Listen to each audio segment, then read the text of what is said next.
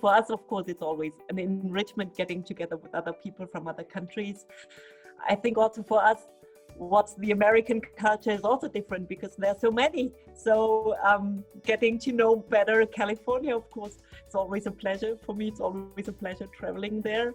And let's say what we learned, I think what's the biggest difference for us is maybe we are a little bit far more direct. And the Americans are far more friendly, so we have to listen in between the lines, which might not be our biggest strength.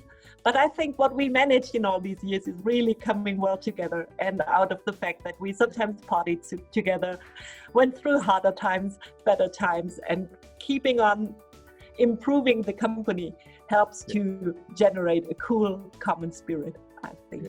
And getting each team, working with each team, like supply chain, and even flying them over, finance and accounting, getting them working together in person has been huge for the collaboration and the success and the communication, really, right?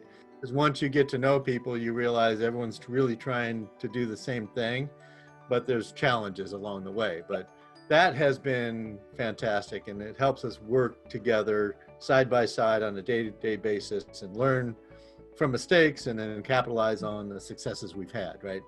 And that's where I say, you know, although K2 is the parent company, I think you've built a culture where it's more collaborative rather than top-down architecture of a lot of companies that happen. So we love it. I think it's been good for our people.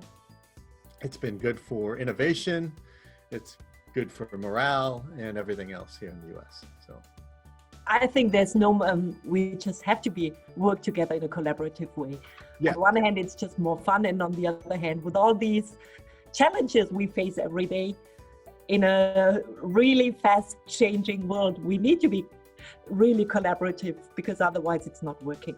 Yeah. These top-down processes are, for me, from the older days, and it would not work neither for you, neither for me. It's not the time and the spirit we'd like to bring to our people as leaders of the company.